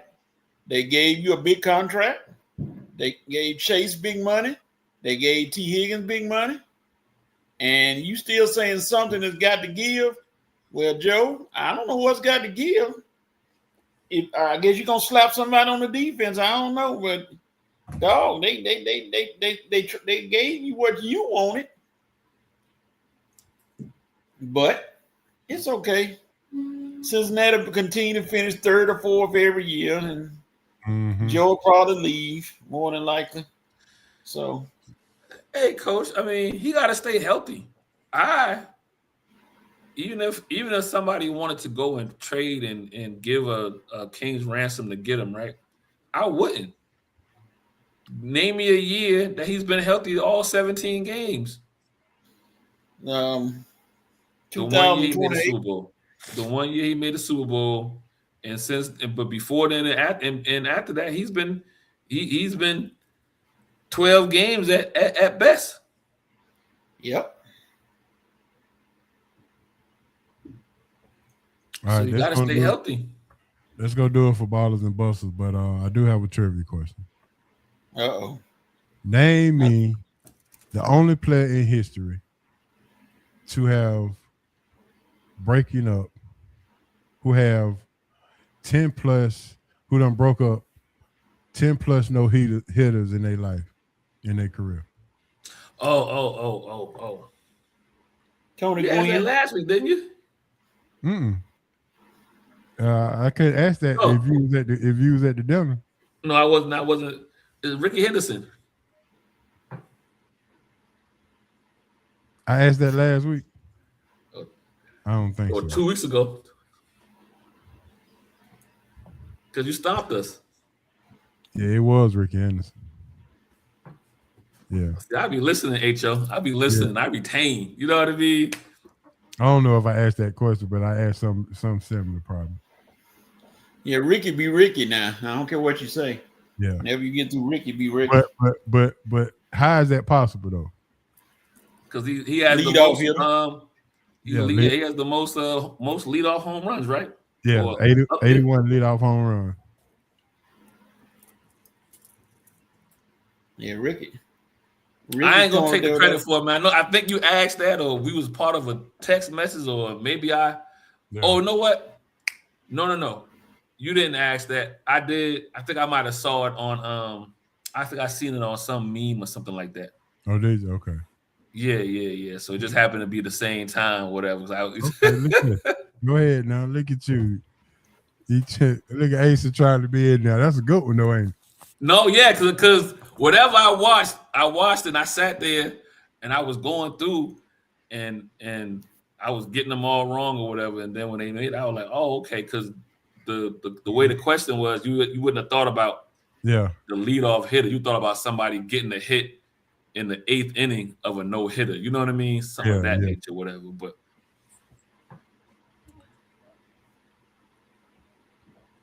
all right, so before we get to the so I cheated on that one. I heard it recently. Yeah, it's okay. All right, but here's my question of the day now. Give me your father and son Mount Rushmore in sports. Let's see. Right off the bat, Ken Griffey Sr. and Jr. That's if I can show you my paper, Coach. I wrote Griffey. The Griffies. That was the first thing. All right, so we gonna do this together, or we wanna? I think we might need to do this one together. So we got the Peyton, the Mannings, even though it's 3 of them. Okay, yeah. So I wasn't quite sure. So it's a duo. You said father-son duo. Father-sons with an S. I think so that's got to be. So we got the Mannings, the Griffeys, the Bonds. Oh, what about the Currys? The Currys could, but I'm gonna give y'all. I'm gonna give you one. The Alomars in baseball. I like and this. I'm just gonna pull one out the hat. The holes in hockey. Bobby and Brett. Is it Bobby and Brett? Yeah. What about Kobe Bryant and his daddy? Yeah, bro. I don't think nobody knew Kobe's dad. I mean, people kind of knew he played. Suspect. The Boones. Yeah. Aaron Boone and what was it? Yeah. Brett. And I think it's a lot. It's a lot of guys, a lot of father sons in baseball generation. Yeah. That's why I said the Alomar brothers and their father, Sandy and Roberto. And I got to see them play, and the dad coach minor league back in Charleston. They were the Charleston Royals at the time. Mm-hmm.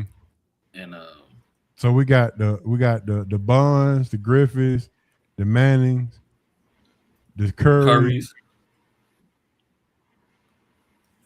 I'm going wrong on Alomars.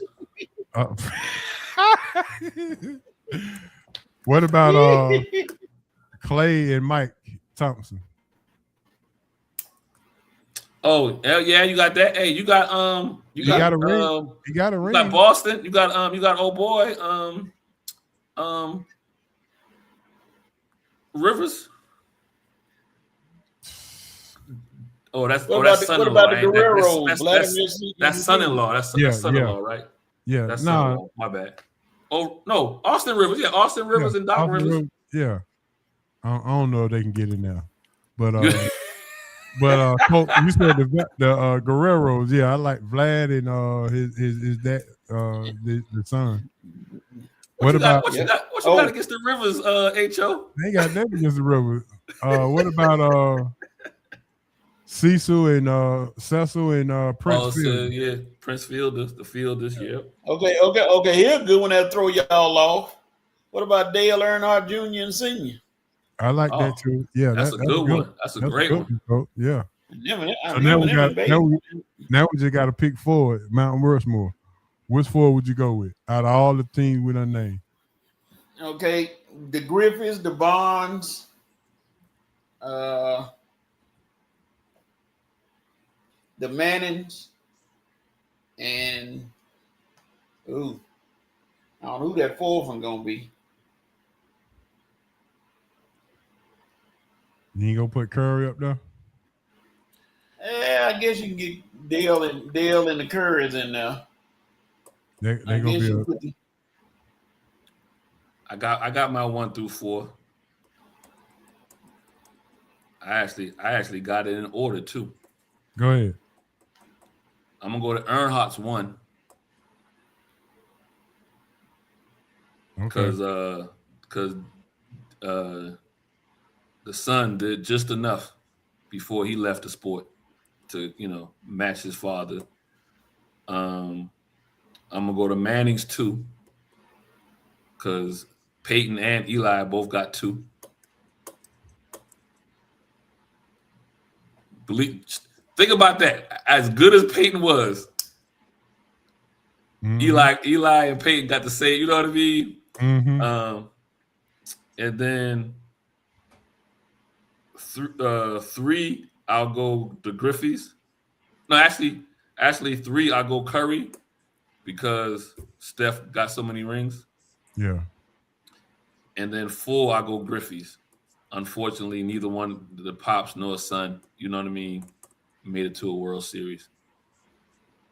So you're leaving the Bonds though. Championships do count. All right, Coach, who you going with? You say you trying to figure out your fourth one. Griffiths, Earnhardt, Bonds, Mannings. Okay. About the same as Ace, and y'all on point tonight, huh? All right, told Coach, man, I'm trying to end the year right. You know what I mean? I'm trying to start the new year off on the end of the year on a good foot. So we start the new year off fresh. Don't worry, Shank. You're gonna mess up soon. Don't worry. You're gonna mess up. All right, in round table discussion. Honorable mention for Buster of the Week is LeBron James on his birthday. Oh Lord. 5 turnovers and 6 for. Oh yeah. He just need to go ahead and give it up. Yeah. They're like Kenny Perkins said, the Lakers can't guard a parked car, so Mm-hmm. it's sad on their end. All right, who's your MVP NFL since we talking roundtable discussion?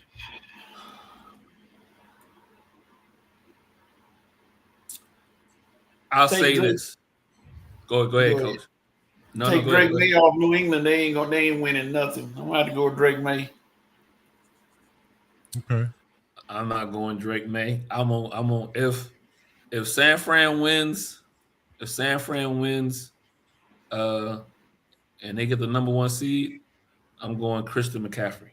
Now I know he's not going to win it, but that would be my that would be my your MVP pick. because he's been the most consistent thing all year.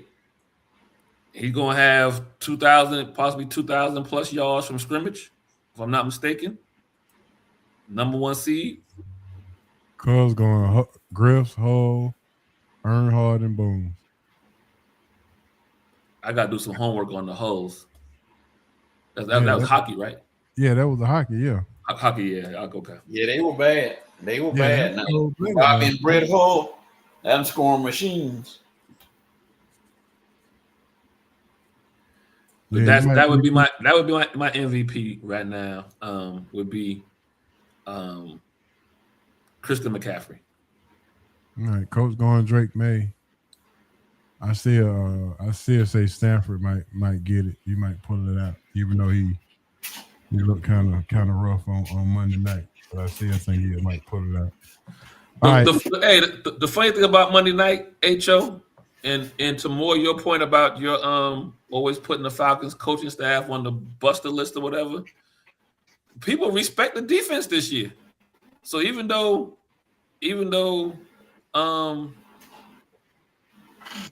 Stafford had a bad night, it's like they understand why he had a bad night. Like people how do you go 4-1 in primetime games, but you don't go to the playoff? I mean, and you already eliminated from the playoff. Yeah. Yeah, I'm with you because Stafford will be MVP. I'm with that. All right, Coach of the Year. Shanahan. Coach of the Year. Yeah. Hands down. Shanahan. Yeah, especially if they win Friday. I mean, this week. He's getting up. Now they might try to give it to Vrabel in New England. What about Duval? Oh yeah, he Lamb. I mean, he should get a vote. I'm not saying he shouldn't. Vote for sure. Yeah, he should get a vote. From overcoming. Actually, it's been some real. I mean, listen, Sean Payton might get a. Sean Payton. Payton. So Sean Payton, Shanahan, and Lamb. I wouldn't give Sean Payton cheese on a Whopper. I don't want to give him that either, right? But you got to give credit where credit is due, Coach. You know what I mean? I don't think nobody had, Cuz said Vrabel, right? Nobody had New England. I think some people might have had New England in the playoffs, but I don't think nobody had New England doing this, being a number one seed. Mm-hmm. I am not as I'm obviously I picked San Diego. I mean the Chargers to win the AFC West, but I think everybody had Denver in the playoffs, so that's not so much of a surprise. But nobody has San Fran, especially with all the injuries coming into the season and then the continuing injuries during the season, to have them one game away from being a number one seed. It's Shanahan, and if anybody else gets it, then it has to be Vrabel, right? So now you got what about Ben Johnson? Again, in the NFC,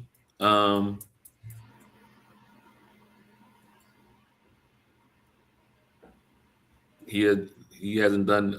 And you had the head-to-head, right? We just watched them head-to-head. Watch Shanahan win.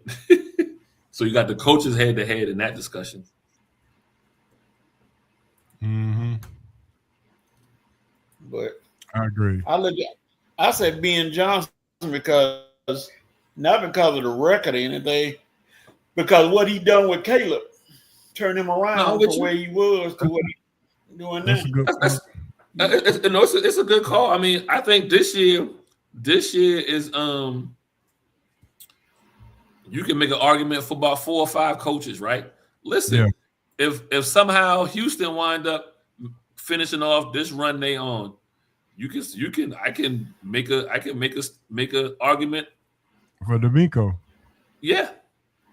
Yeah. So it's been some good coaching going on this year, to really be honest with you. With that being said, ladies and gentlemen, Coach, go let everybody know what time it is before we end this show. Well, as far as Ohio State go, it better be time to score a point.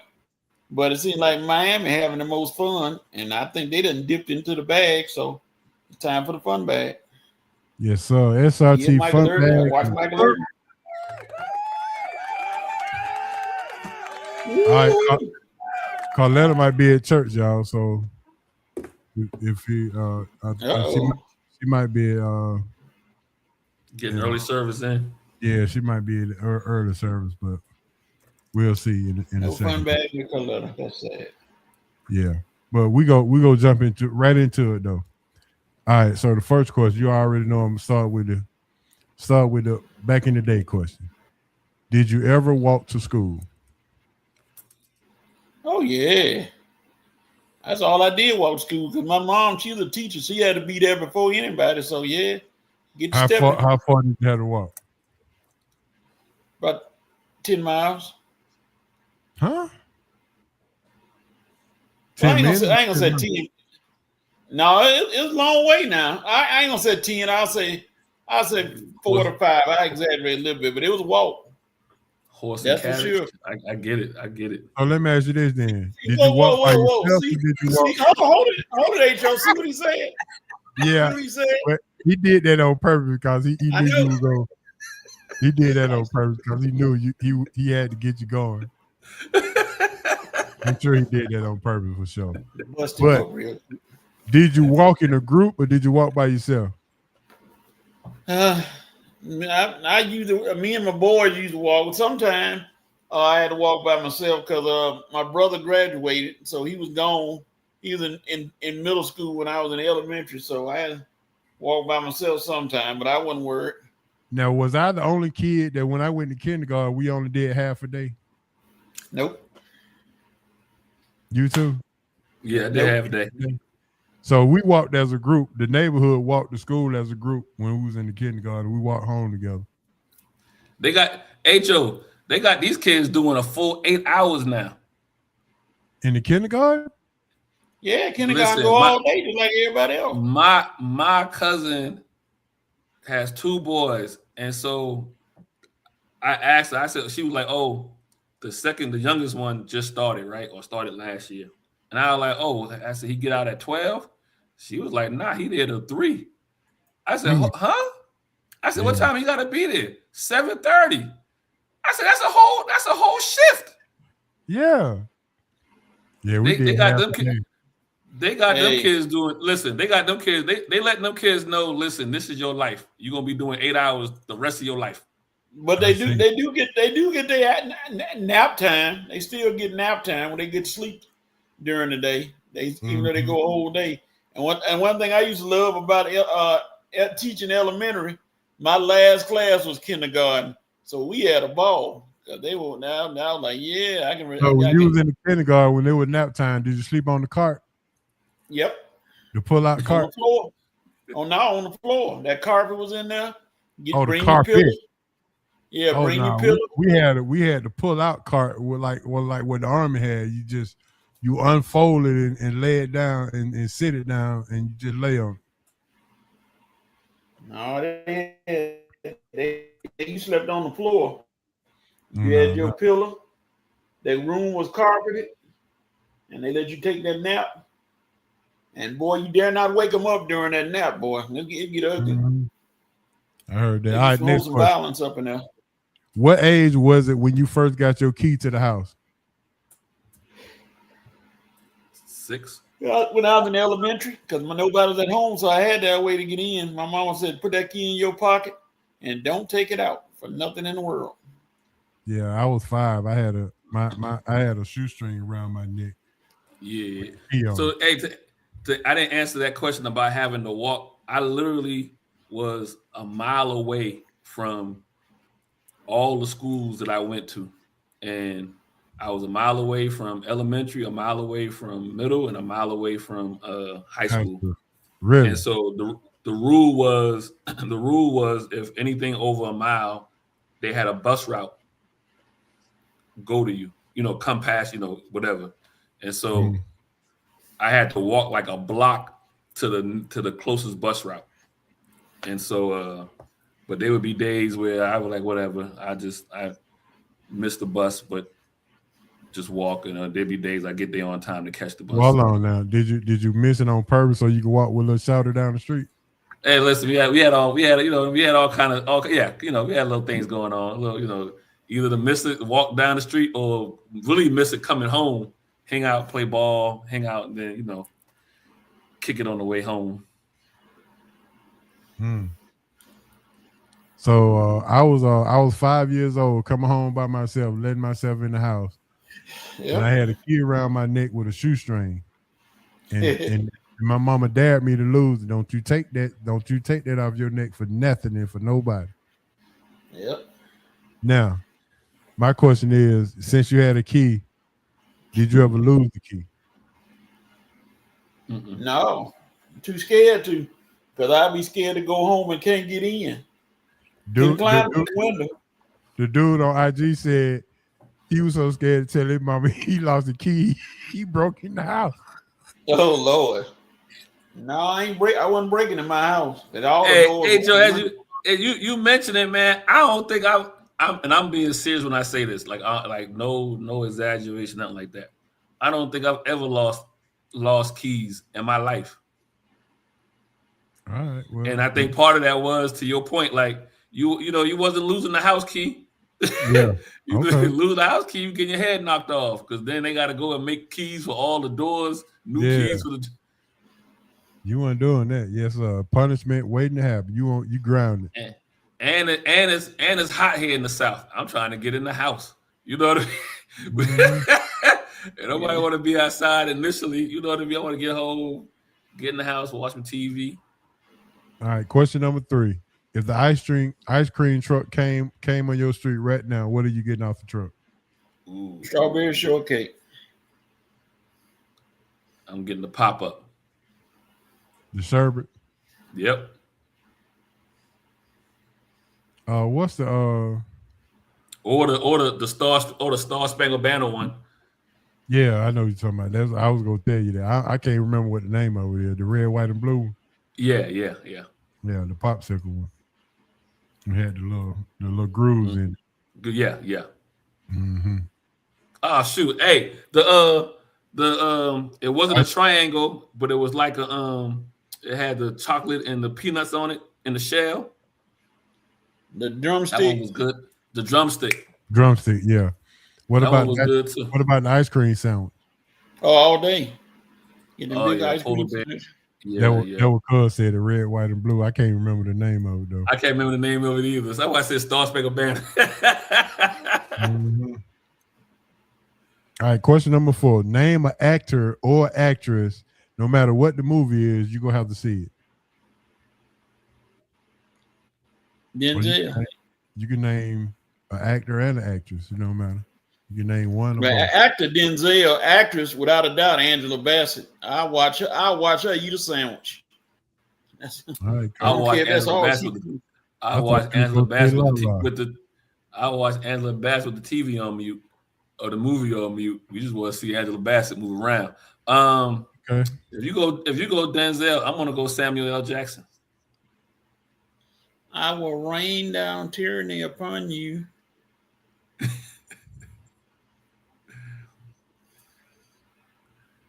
I'll do it again. Samuel. Yeah. Samuel is a cold-blooded boy. So I think I go Samuel and Taraji P. Henson. Oh, she's not. She always in good. She was in good one too. Yeah, she can go. That movie that she was in, what's the one that was on Netflix? Straw. Yeah, that's a crazy movie. Mm-hmm. Good movie too. It threw me for a loop at the end. I'm like, what the heck? Yeah. Cuz say Michael B. Jordan and Viola Davis. I'm gonna throw a non-melanin boy in there. Yeah, Robert De Niro get my honorable. Yep. And Al Pacino as well. We on the same page, H.O. Yes, sir. What about Tom Hanks? He never had a bad movie, not to my knowledge. Nah, he had a bad movie, but I don't go running to the people can say what they want to say. Then nobody go running to the to his last couple of movies. Then nobody, you caught them on the DVDs or the tapes and then realized it was good, but nobody was running to go see him on an island for 5 years. Yeah. Any New Year's Eve or New Year's tradition that you guys have? Yeah. Go ahead, Coach. If you got one. My mama told me never wash clothes on New Year's. On New Year's Day. So I'm the opposite. So it must be Mississippi and the South kind of thing. For me, it was always make sure. Now, granted, some people say you make sure your house clean going into the New Year's, but my mom would be like, we make sure we clean the house on the first day of the year. You know what I mean? So I'm going to miss it this year, but I'm going to Friday, I'm gonna go to the laundromat and wash everything. You know what I mean? So I'm gonna miss it by a day or two. And then the other thing I always do, I gotta go find it this year. I usually have some black eyed peas and some collard greens ready to roll for that first meal of the year. You know, the black eyed peas. Black eyed peas is the money and cent meal, baby. Mm-hmm. Yep. The dollars and change meal. Somebody say you put black eyed peas in your wallet, you always gonna have money. I can prove that theory is wrong. Otherwise, you always have some gnats or somebody. Ain't worth no. But yeah, so I was for a couple of years, HO. I was doing like dinners, getting everybody together and having having a dinner, and I got thrown off because of COVID. So I'm gonna make sure I start that this year, but next year, man. We pick a place, man. Are these traditions or are these superstitions? Both. They both. You do something over and over enough, it becomes a tradition, even though it was a superstition. Yeah, I see what Big Z said, and I heard that too. Never let a woman be the first person in your house on New Year's. Mm-hmm. I heard that too. Yeah, but ain't nobody coming to visit me. Anybody coming to visit me. So I done broke that rule all kind of times. Oh, you know what I mean? So hey, it is what it is. Yeah, that's what I'm saying. But yeah, mine is always pray my way into the new year. Go from as the clock strikes 12, I'm in prayer mode. Mm-hmm. So that's my tradition. All right, here we go with the money question. I got you, Coach. Keep one, bench one, and cut one. Would you take a month off with pay, work a month with a double your pay, or no utility bills for 1 year? Keep, bench, and cut. Ooh.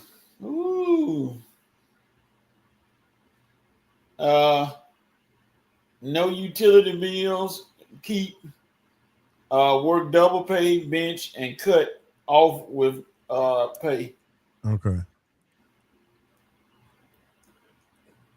I'm cutting the no utilities.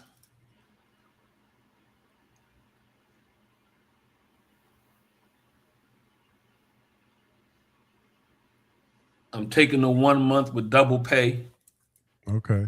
And I'll bench the 1 month. I benched the 1 month with pay. All right, cool.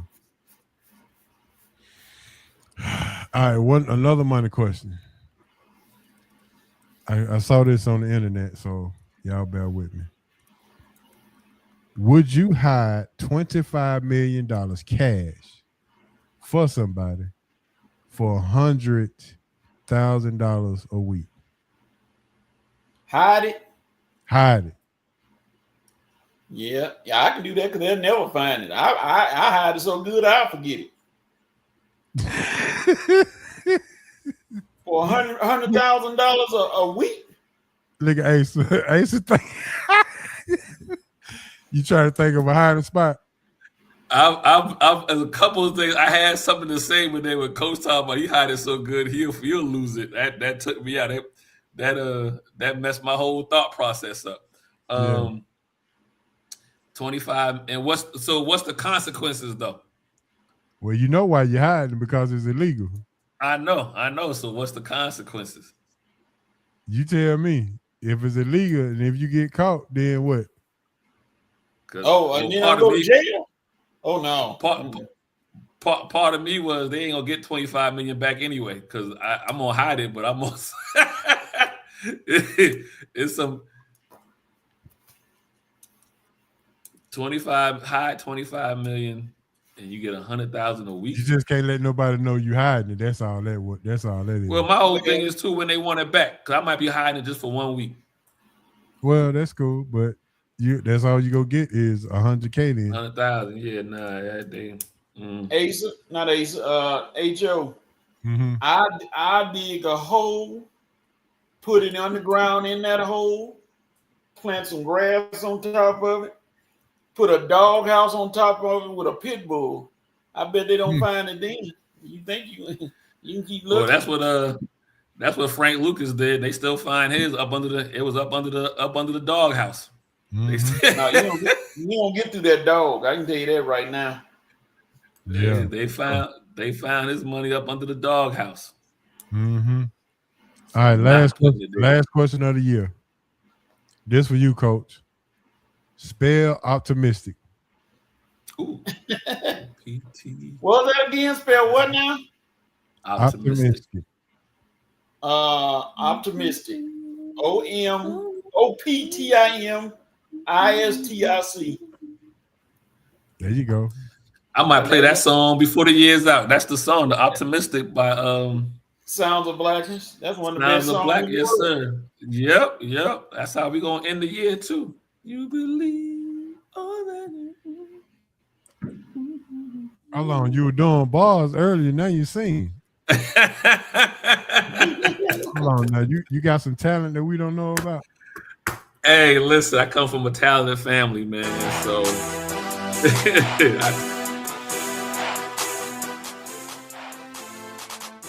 it looked like most of our guests, Carletta was at church tonight, and everybody was probably at watch night praying for us. I'm pretty sure. We appreciate everybody who I got a service at 10 o'clock. So I got a 10 o'clock service online. Yeah, we're going to get up out of here. So thanks for everybody tuning in for the last show of the year. We're going into 2026, talking sports with the SRT crew, man. Appreciate y'all. Appreciate your coach. Appreciate your Asa.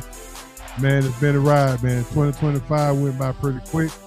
I hope you got everything that you had strived for, and if you did, you still got 2026 to get it. So that's all I got. All right, Coach, what you got? I just want to tell everybody Happy New Year. If I don't see you, be blessed and think positive going into the new year. No negativity, no bad feelings. Leave everybody in an old year that caused you that you might think caused you grief. Start out fresh. Say thank you, Lord. At 12 o'clock, say thank you, Lord. You made it to another new year. So there you go. All right, Asa, what you got, bro? Hey, man, one time again to UHO coach, SRT family, man. I've had a good time this year. I want everybody to be out there safe, make the proper decision. So we want to see y'all out here. We want to see y'all back on the screen next year. Had a good time. Again, check me out on Monday, 7 to 9. Just go to DNA Sports Talk on all social media. You will find the link. There it is. Man, just like Coach was saying. Going to bed early tonight. Yeah.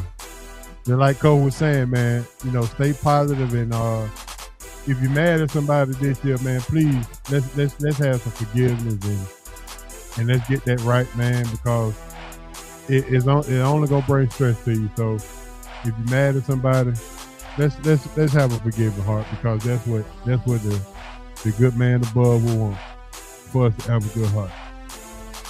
With that being said, we want to say Happy New Year, Happy Holidays, and from the SRT crew, shout out from my main man Hancock. I spoke to him today. He said he just couldn't get out of work.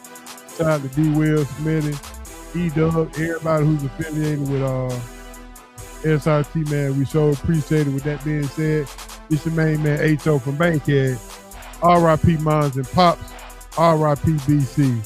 For Coach Asa, Hancock, D. Will, Smitty, Deshaun Tate, Bob Lancaster, everybody associated, especially our tenants. We really appreciate y'all holding us down in 2025, man, and y'all have a very, very happy new year. This is our SRT. We're going to see y'all in 2026, and we out. Peace.